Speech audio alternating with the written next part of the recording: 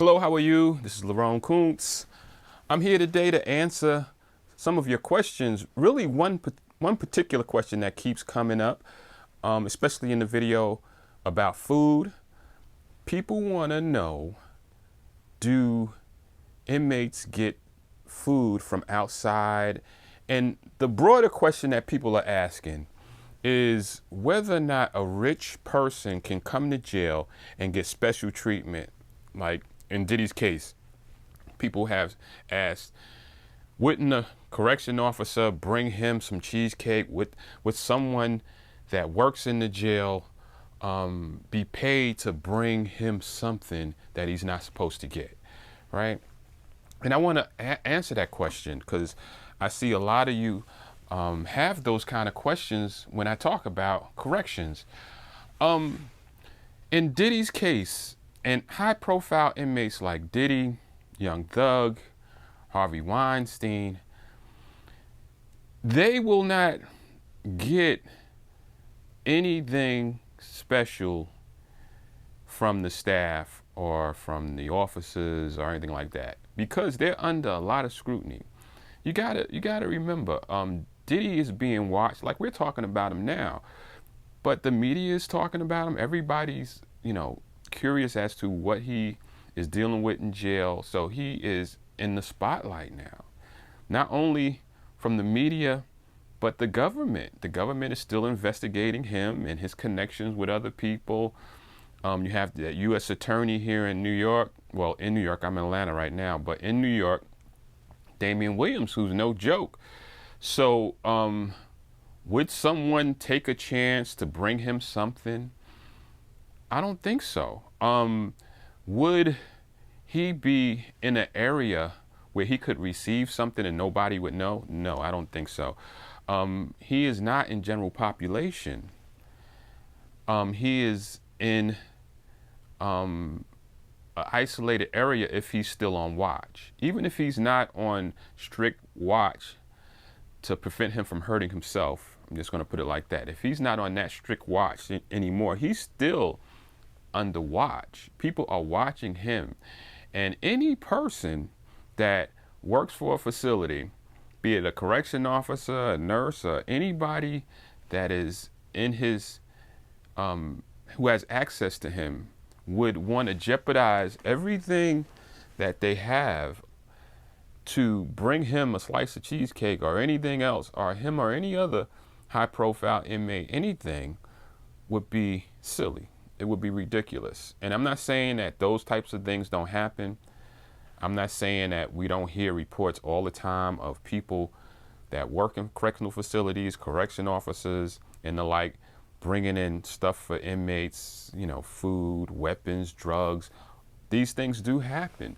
But in the case of a Diddy or a Young Thug or a Weinstein, there's so much scrutiny on these individuals that I don't think anybody would be foolish enough to try to bring him anything or bring them anything, because you're going to suffer the full weight of the U.S. Attorney's Office as well as your Department of Correction. I mean, you would be crazy, but you have some people that come into the system, that work in the system, that are that crazy. And it's sad because inevitably they're going to be caught. If a person wants to bring in something from outside, we consider it contraband. Anything that is not allowed in a jail or prison is considered contraband. So something may be perfectly legal outside and you bring it into a facility and it's contraband. So when I say contraband, it could mean a whole lot of things. If someone brings contraband into a facility, you're probably going to get caught. There's a lot of security in a facility, not just for the not for the inmates, but for the correctional staff as well. And in my last video, I was talking about the kitchen, right? And I was talking about, briefly about how some of the duties are of the officer that's supervising the inmates that are in the kitchen. Well, part of the duty of a correction officer that's working in the kitchen is to watch the cooks. And be aware of the relationship that the cooks have with the inmates. So this is the type of environment that we're in. Everybody's watching everybody to see what is happening with them. So if I'm working in the kitchen and I see the cook is a little too close with the inmates, then I'm watching him. If he's doing things, if he's bringing stuff, I'm going to be aware of it. That's part of my job, is to assess what's happening, for my own personal safety and to stop things from being introduced into the institution, and for the inmate safety as well. So we have to watch all these things.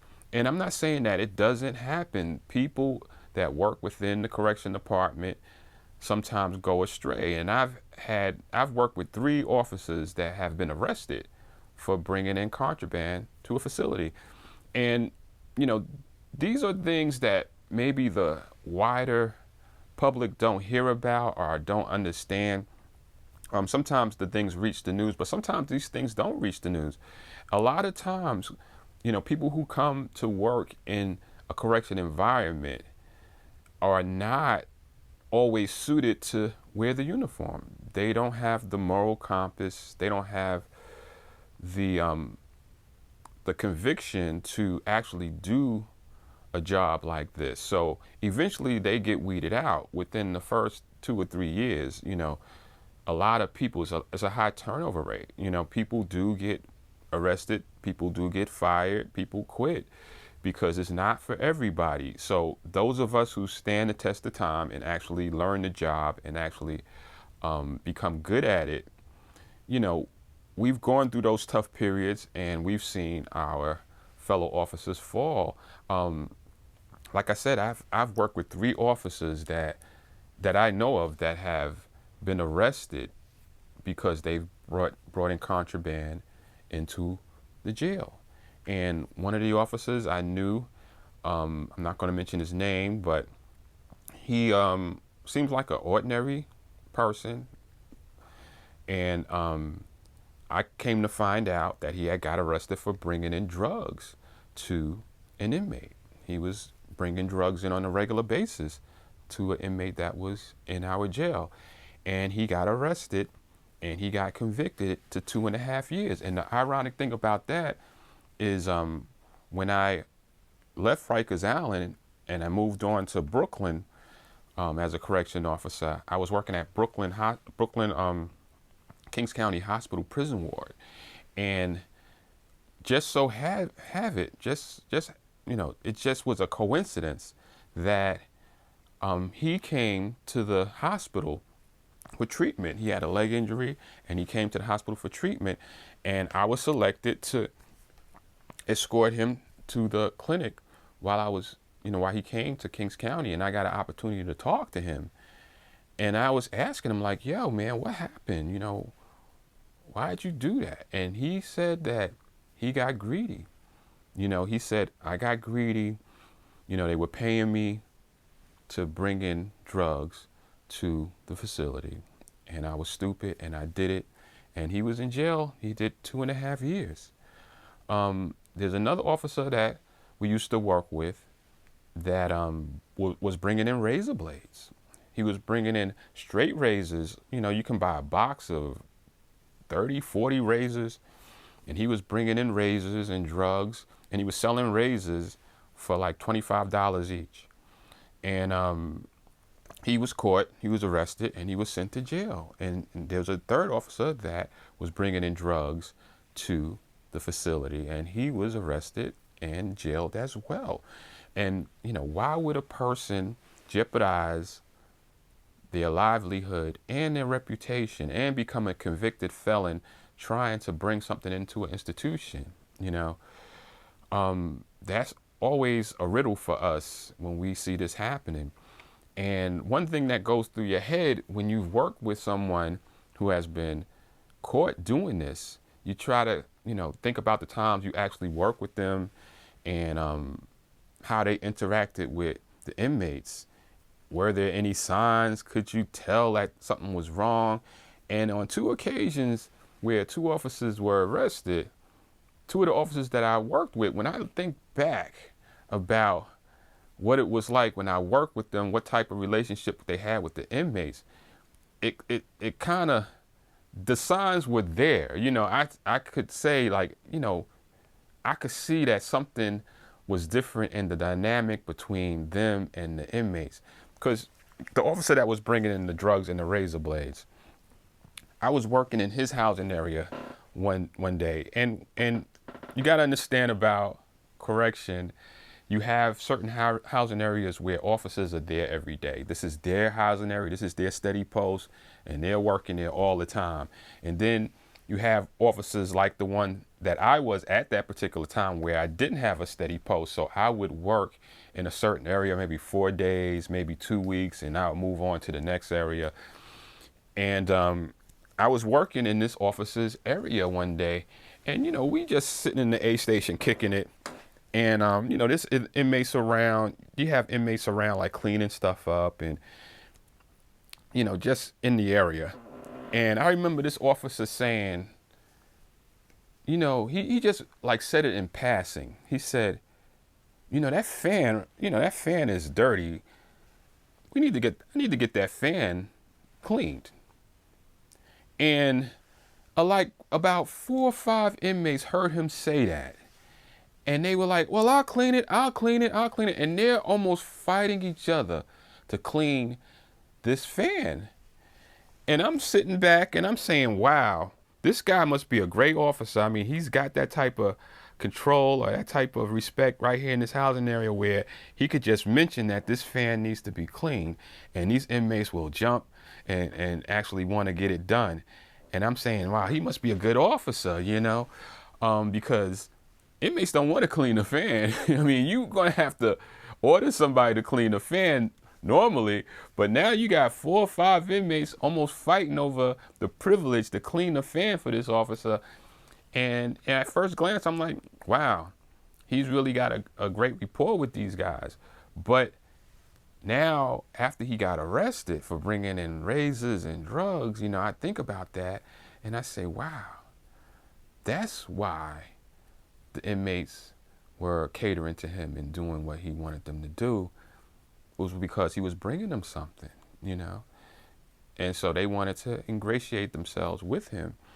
And so the signs were there, but, I'm not saying that every officer that has control like that is bringing something to the inmates. They are officers that have that type of respect and that type of authority or control, and they can get, inmates to do things, and it could happen like that. But in this particular case, when I look back in hindsight, I say, wow, yeah, it probably has something to do with the fact that he was bringing something in.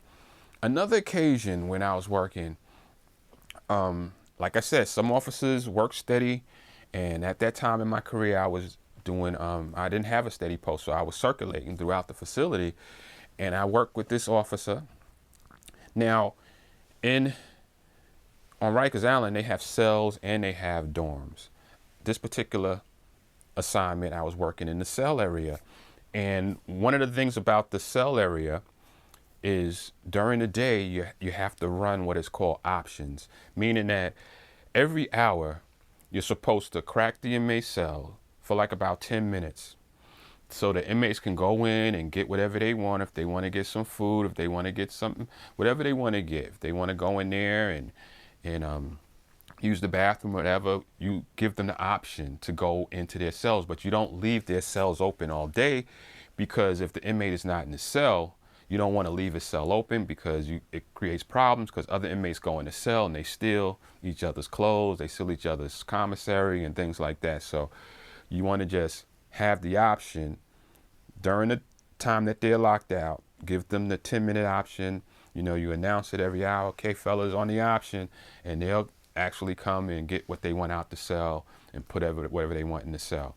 Well, I came to this housing area. I was working this housing area, and the cells were open, And after I did my count, I closed the cells.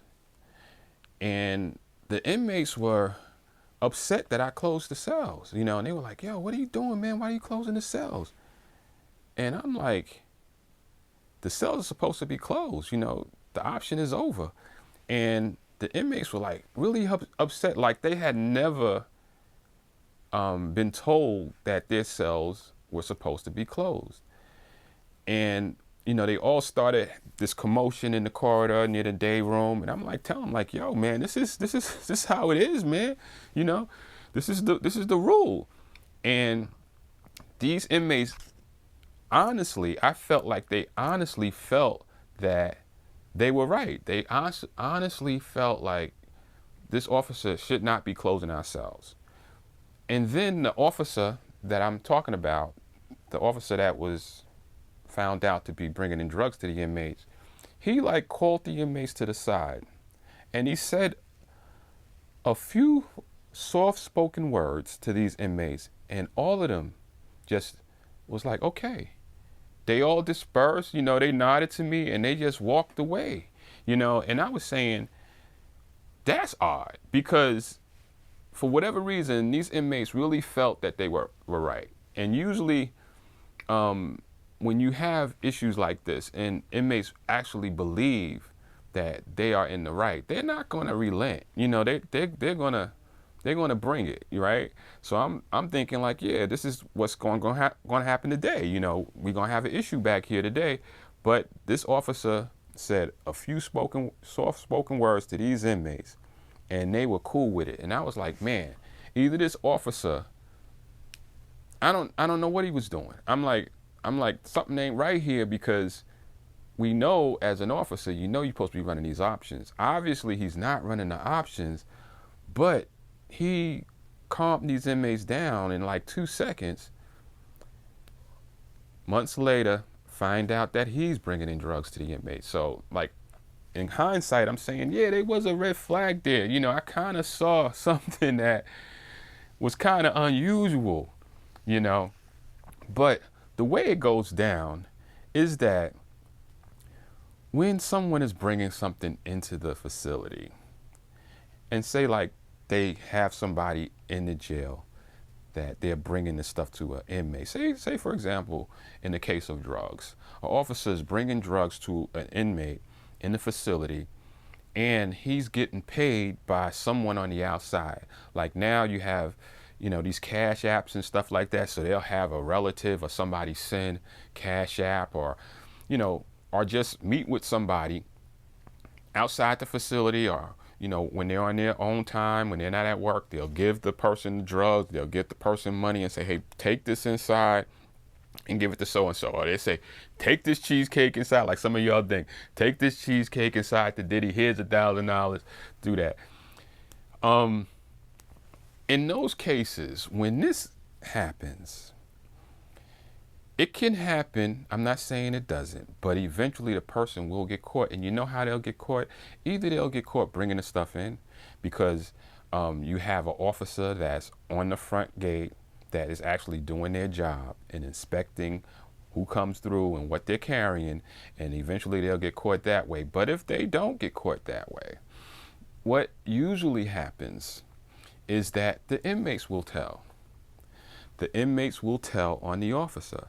It might be the very inmate that the officer is bringing things to, because that inmate, what, you think this is going to be a career? Like you're going to be doing this for like 10 years, bringing drugs into this inmate? No, this inmate is setting you up. This inmate is just sitting back, setting you up, letting you bring him stuff, and eventually he's going to talk to the DA, he's going to have a lawyer, and he's going to tell his lawyer, hey, get me out of here. I got some serious evidence.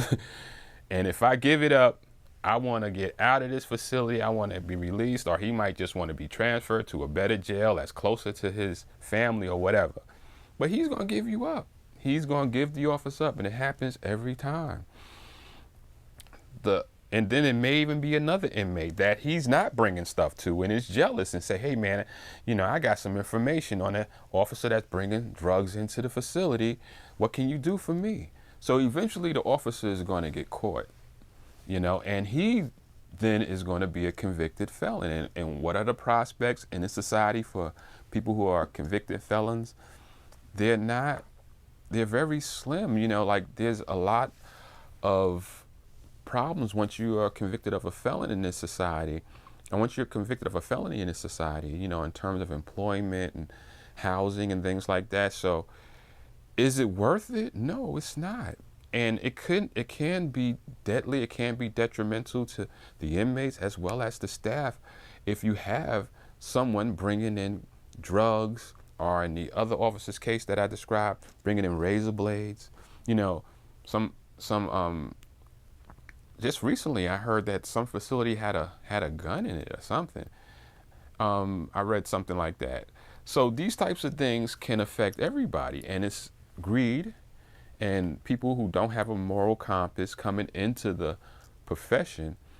And now that law enforcement has been vilified in our society, it's much harder to recruit good people. So you have departments lowering their standards in order to get people through the door, because the type of job we have is correction. A lot of these things that I'm talking about that the inmates are supposed to get and they're supposed to have and things that are supposed to happen, all this is legal. This is all mandated. So if you're going to run a jail, you have to adhere to the laws, and you need people to make that happen. And so a lot of departments are stressed because they're understaffed, because people really don't want to do these jobs, but these jobs are necessary to keep our society safe. So when you have a hardship trying to recruit good people, you have a possibility, or you increase the possibility of bad people coming into the system. And like I said, they weed themselves out. We weed them out all the time. But it happens. It happens. Back in the 70s, there was an incident that happened in one of the facilities I worked at, Kings County Hospital Prison Ward. This is before my career started. An officer was killed. His name was George Moshkins. He's an icon in correction in New York City Correction now. And there's a facility named after him called GMDC on Rikers Island, George Moshkins Detention Center. And this officer was killed, I think it was in 1977. And he was escorting an inmate to the clinic, him and his partner, and the inmate wanted to use the bathroom. So they took the inmate to the bathroom, let him go to the bathroom. Little did they know, a nurse that he was dating, his girlfriend, had taped a gun to the back of the toilet. And when they let the inmate go into the bathroom, they took the cuffs off and they let him go into use the bathroom. And then when he came out blazing, and he shot the officer. He shot Moshkins, and Moshkins died. And that was a tragedy. That was probably the only correction officer in recent memory who has been killed in the line of duty. And that it sent a shockwave that is still reverberating in correction, in New York City Correction to this day. And that is what can happen. People who you would not think would do something, do stuff. Like, who would think that a nurse in a hospital would plant a gun for an inmate so he can escape? And the inmate didn't escape, he was killed. But the fact still remain, Officer Moshkins lost his life that day. And, we credit Officer Moshkins with making us more vigilant in our job. Those of us who came behind him, those of us who worked in that same facility, there was a plaque on the wall, and there's still, that facility is closed now, but when we were working there was a plaque on that wall. And it was a plaque for Moshkins near the arsenal. And as we would be waiting for our firearms, we would be talking about Moshkins and, praying for one another and making sure that we stayed vigilant in our duties. And I think it probably saved a lot of officers' lives, because the policies changed, a lot of things changed. The mindset of officers changed to be more skeptical and more vigilant. It was no more letting the inmate go to the bathroom without having the officer do a complete top to bottom search of any bathroom that you're escorting the inmate to if you're out, with the public and stuff like that. So a lot of things change. But that's just to illustrate um, the type of things that can happen and the things that we're trying to prevent. So yes, we're watching Diddy. I'm not watching him, but officers that are assigned to watch him are watching him. They're watching each other. They're watching the medical staff. They're watching the cleaning staff. We're watching everybody, the food service people.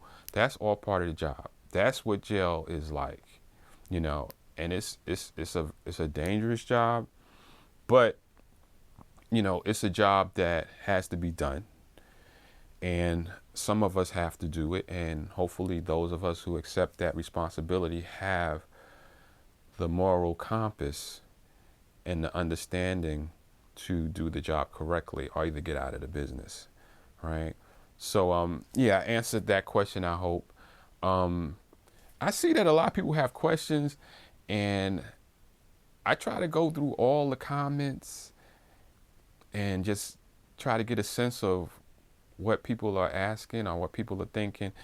And I would like to go live and actually answer some of your questions about corrections, because I see that, this is a field that people are really not familiar with.